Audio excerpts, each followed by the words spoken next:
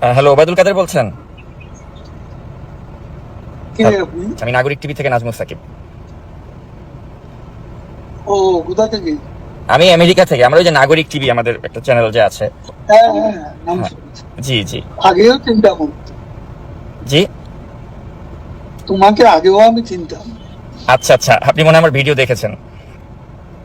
হ্যাঁ, দেখেছি। তো ওই যে আপনার একটা ইন্টারভিউ দেখলাম, মানে খুব ভাইরাল হলো একটা ইন্ডিয়ান গণমাধ্যমে, আপনি একটা সাক্ষাৎকার দিয়েছেন।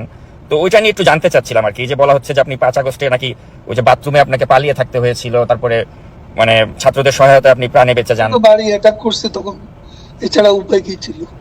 তো আপনি কি তাহলে আর বলতে চান যে সত্যটাকে কেন? মানে ছাত্ররা কি তাহলে আপনাকে রক্ষা করেছে? হ্যাঁ, এটা তো ঠিক। কিন্তু কিন্তু অনেকে তো বলছে যে ওই সময় মানুষের মনে যে ক্ষোভ ছিল মানে আওয়ামী লীগের প্রতি বা আপনাদের প্রতি, তো সে সময় ছাত্ররা আপনাকে রক্ষা করবে, মানে এটা অনেকের কাছে মানে বিশ্বাসযোগ্য হচ্ছে না বিষয়টা। ওরা বলছে আপনার উপর রাগ ছিল, কিন্তু আপনার সামনে এসে আমাদের হাত পানি হয়ে গেছে। তো এরপরে আপনি তাহলে 3 মাস তো দেশেই ছিলেন। হ্যাঁ, ছিলাম। তো দেশ থেকে মানে তাহলে মানে গেলেন কিভাবে? ওখানে আপনাকে কারা সহযোগিতা করলো, এটা কি বলা যাবে? এটা কি বলা যায়? আচ্ছা। তো এখনো মানে দেখা যাচ্ছে যে তিন মোহাম্মদে। মাস পরে আমরা জি আচ্ছা, বলেন। যেভাবে তল্লাশি, বাড়িতে বাড়িতে অভিযান, আত্মীয় স্বজনের বাড়িতে তল্লাশি, এসব একবারে চরমে। তো এটা, তাছাড়া তখন শরীরটাও আমার একটু সমস্যা হয়ে পড়ছিল, কোনো ওষুধ খেতে হয়। যে ওষুধ খেলে আমি ভাবলাম যে অ্যারেস্ট হলে তো আমাকে ওষুধ খাওয়ানো হলো।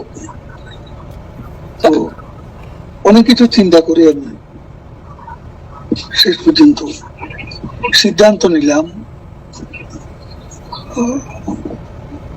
ওখানে আর থাকবো না এর। তো এই যে 3 মাস যে আপনি থাকলেন, তো এই 3 মাসে তো আপনি নিশ্চয়ই বুঝতে পেরেছেন যে মানে মানুষের মনে যে আপনাদের আওয়ামী লীগকে নিয়ে যে এত ক্ষোভ, এই ক্ষোভটা কি আপনি মনে করেন না যেটা যুক্তিযুক্ত ছিল? কারণ আপনারা এই যে 15.5 বছরে যা করলেন, আপনার কি মনে হয় না যেটা থেকে আপনাদের সাড়ে 15 বছরে পদ্মা সেতু তো আমরা করেছি, 3.5 বছরে মেট্রো রেলও তো আমরা করেছি, 7.5 বছরে 15 বছরে ঢাকা এলিভেটেড এক্সপ্রেস ওয়ে তো আমরা করেছি। কিন্তু আপনারা যে উন্নয়ন করেছেন, উন্নয়নমূলক কর্মকাণ্ডের নামে যে জনগণের ভোটাধিকার আপনারা যে কেড়ে নিয়েছিলেন, আপনি কি মনে করেন না যে এটা একটা আপনাদের ভুল ছিল? কোনটা? মানে এই যে উন্নয়নের কথা বলে আপনারা যে গণতন্ত্র না উন্নয়ন, কিন্তু দেখা গেল আপনারা উন্নয়নের কথা বলে 18 সালে একটা রাতের ভোটে নির্বাচন করলেন, 2024 একটা দামি নির্বাচন করলেন। এই যে জনগণের যে ভোটের অধিকারটা কেড়ে নিয়েছিলেন, আপনি কি মনে করেন না যেটা আপনাদের একটা ভুল সেগুলো সিদ্ধান্ত ছিল? আলোচনার অপেক্ষা রাখে, সেগুলো চর্চা করার বিষয় আছে, আমাদেরও একটা দৃষ্টিকোণ আছে। কিন্তু আজকে কিন্তু আমরা যখন দেখি মোহাম্মদে, দেশে দেশে গণতন্ত্রের স্বরূপ সব জায়গায় একরকম নয়। আমাদের দেশে অপোজিশনের যে চেহারা, সেখানে আমাদেরকে একটা ইলেকশন লিগালি করতে হয়, সেটা আমরা করেছি। এটা কিন্তু উন্নয়নকেও আমরা, দেশের মানুষ যা চায়, আজকে আপনি অপিনিয়ন পোল নেন, বেশিরভাগ লোক শেখ হাসিনা আবার আসুন, এবং শেখ হাসিনাকে আমরা চাই, এই কথা আজকে মানুষের মুখে হচ্ছে। ইলেকশনটা হলে বুঝবেন। না কিন্তু এটা তো আপনি যেহেতু আওয়ামী লীগ করেন আপনি সেটা বলছেন, মানুষ শেখ হাসিনাকে বলবে। কিন্তু পাবলিক পারসেপশন হচ্ছে যে আপনি দেখেছেন যে শেখ হাসিনা যদি সত্যি মানে ওই সিচুয়েশন থাকতেন, দেশে থাকতেন, ওনাকে তো দেশ ছেড়ে পালিয়ে যেতে হয়েছে। তো এটা কি তার রাজনীতির জন্য একটা লজ্জাজনক অধ্যায় না? আমি এটা মনে করি না। তখন তার বেঁচে প্রয়োজন ছিল, কারণ তাদের সেদিন প্ল্যানই ছিল তাকে কিল করবে। আচ্ছা, বেগম খালেদা জিয়াও তো মারাত্মক শারীরিকভাবে অসুস্থ ছিলেন, কিন্তু কই উনি তো কম্প্রোমাইজ করেননি, উনি তো আপোষ করেননি, উনি তো দেশেই থেকেছেন, তাকে চিকিৎসাও করতে দেননি।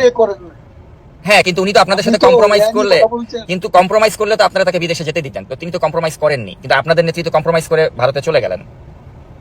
কম্প্রোমাইজ করে যায়নি, তাকে বাঁচার দরকার ছিল, সেই জন্য চলে আসছে। কিন্তু আপনার কি মনে হয় না যে আপনারা ওই সময়টাতে যখন শাসনভারে ছিলেন তখন আপনারা এমন এখন বাংলাদেশে অপিনিয়ন পোল নেন, মানুষ কাকে সমর্থন করে, আমি সেই কথাই যাচ্ছি। আচ্ছা, সেটা ঠিক আছে, আপনি যেহেতু আওয়ামী লীগ করেন আপনি ভাববেন বা বিশ্বাস করবেন যে আপনার দলের প্রতি মানুষের সেবাও পাবো কেন? দেশে পাবলিক অপিনিয়ন কোন জায়গা এটা কি আপনি জানেন না? এখন আপনি একটা দলের সমর্থক হলে তো জানবেন না। এটাই স্বাভাবিক। না, আমি কোনো দলেরই সমর্থক না। আমি যখন না, আমি কখনোই বায়াস না। You are bias as a journalist, তখন আপনি ঢালাও অভিযোগ। আচ্ছা, সাংবাদিক বলতে আপনারা কি, সাংবাদিক বলতে মানে কারা বায়াস ছিল না? এই যে আপনার নাইমুল ইসলাম খানের মতো লোকরা, বা যারা ওই যে শেখ হাসিনার প্রেস কনফারেন্সে গিয়ে ভালো ভালো কথা বলতো, তাদের কথা বাদ, আপনি নিজেই বায়াস। আমি সবার কথা তো বলছি। আচ্ছা, আপনি আমাকে বায়াস বলেন? আপনি নিজেও তো সাংবাদিকতা করেছেন, তাই না? আপনি নিজেও জানেন যে সাংবাদিকদের কাজ হচ্ছে প্রশ্ন করা। আমি ওই প্রশ্নটাই আপনাকে করছি। তো সেজন্য আমি প্রশ্ন করে লাভ তো নেই। প্রশ্ন করে যা নেবেন সেটা লিখতে পারবেন না, কারণ আমি আওয়ামী লীগের যা সেটা আপনি প্রচার করতে পারবেন না। আমি অবশ্যই প্রচার করতে পারবো, এবং আমি যেটা কথা আপনার সাথে হচ্ছে পুরোটাই আমি আনকাট প্রচার করব। কিন্তু আমি যেটা জানতে চাই যে আপনাদের কি এখনো কোনো অনুশোচনা বা আত্ম উপলব্ধি হয়েছে যে আপনারা যা করেছিলেন সেগুলো সঠিক ছিল না? না, আমাদের আত্ম উপলব্ধি, আমাদের আত্মসমালোচনা থাকতে পারে, এবং সেটা নিয়ে আমরা চর্চা করব যখন আমরা দেশে ফিরব, এবং সেখানে আলোচনা করে ভুল হয়ে থাকে আমরা ভুল স্বীকার করব, সেটা দেশে বিদেশে বসে। কিন্তু দেশে কি যাওয়ার মতো বাস্তবতা আপনাদের হবে আদৌ? কারণ আপনাদের নেতাকর্মীরা সবাই তো মানে পলাতকই বেশিরভাগই, কাউকেই তো আমরা দেখতে পাচ্ছি না। আদৌ কি দেশে আসার মতো কোনো সিচুয়েশন কখনো হবে আপনার মনে হয়? The sun rises every day, but the night before. আরেকটা প্রশ্ন করতে চাই, আরেকটা প্রশ্ন আপনাকে করতে। এটা তো আপনি জানেন, এটা ইংরেজিটার বাংলা একটু ভাবেন। এ ধরনের অবস্থা থেকে we can get out of this মানে আপনার enemy position। এখন আমরা যে অবস্থা আছি, we can get out of the gutter। আমি সেটাই মনে করি। না, সেটা ঠিক আছে, আপনি গাটারে পড়ে গেছেন, গাটার থেকে you can get out of the gutter, ওই বিশ্বাসটা আপনার আছে। কিন্তু কথা হচ্ছে এই গাটারে আপনারা পড়লেন কেন?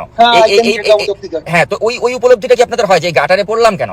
গাটারে পড়েছি নিজেদের স্বেচ্ছাচারিতার কারণে, ভোট চুরি করে ক্ষমতায় থাকার কারণে, অপোজিশনকে কোনো স্পেস না দেওয়ার কারণে। তো এই উপলব্ধিটা না আসলে কি আপনি মনে করেন যে বাংলাদেশ আসলে রাজনীতিতে প্রত্যাবর্তন করা সম্ভব? আমি আপনাকে বলছি, মানুষ এখন কেন মনে করছে, এমন আন্দোলনে যারা অংশ নিছে, সেই জঙ্গি উত্থানে, তারাও তো এখন কেন মনে করছে তারা ভুল করেছে? আচ্ছা, তাই যদি হয় তাহলে মানুষ যদি আপনাদের পক্ষেই থাকে, তাহলে আপনারা কেন দেশে আসছেন না? সময় হলে দেখবেন। আচ্ছা, আরেকটা প্রশ্ন একটু আপনাকে করতে চাই যে আপনাদের সময় তো অনেক ব্যবসায়িক দুর্বৃত্ত ছিল যারা আপনাদের প্রশ্রয়ে অনেক টাকার মালিক হয়ে গিয়েছিল। We are waiting with bated breath দেশে আসার জন্য। আচ্ছা, bated breath।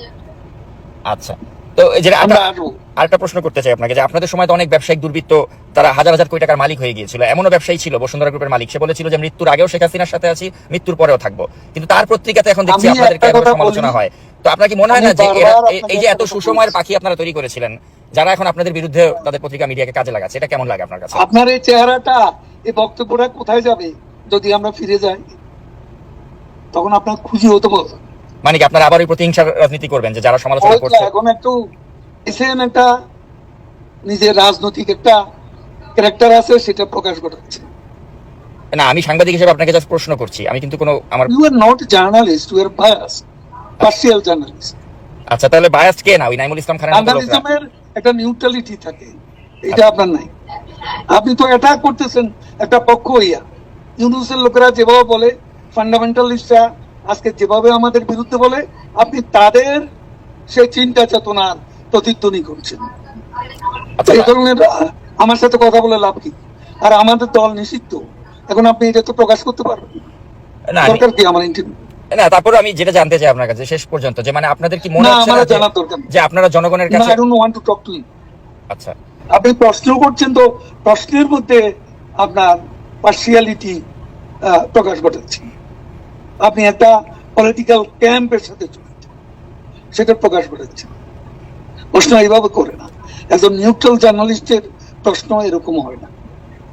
আচ্ছা, শেষ প্রশ্ন আপনাকে যেটা করতে চাই, তাহলে আপনারা কি কখনোই জনগণের কাছে আপনাদের অতীত কর্মকাণ্ডের জন্য ক্ষমা চাবেন না? আমি সে কথা জবাব দিয়েছি, শুনতে পাননি? আচ্ছা, আমরা যাই করব দেশে গিয়ে করব। আচ্ছা, ঠিক আছে, আমরাও আপনাদের দেশে আসার অপেক্ষায় থাকলাম। আপনি ভালো থাকবেন। তখন আর আপনার দেখা যাবে না। ও আচ্ছা, আপনারা প্রতিহিংসার রাজনীতি করবেন আর কি, যে আমাদেরকে দেশে আসলে একদম না, আমরা তো করবো না, আপনি নিজেই পালাবেন। ও আচ্ছা আচ্ছা, মানে মানে আপনাদের, আপনি নিজেই পালাবেন, মানে আপনাকে কঠিন আপনি কয়েকটা, যে জার্নালিস্ট, হ্যাঁ আপনি নিজেই পালাবেন। মানে আপনাকে কঠিন প্রশ্ন করার অপরাধে আমাকে দেশ ছাড়তে হবে, মানে ওই আগের বাংলাদেশটাই কঠিন আপনারা। প্রশ্ন না, সত্যতামূলক প্রশ্ন, আচ্ছা কঠিন প্রশ্ন না। আচ্ছা, আপনি আমার প্রশ্নকে শত্রুতামূলক মনে করছেন, কিন্তু আমি আসলে সাংবাদিক হিসেবেই আপনাকে প্রশ্নগুলো করলাম। উনি সংযুক্তি বিচ্ছিন্ন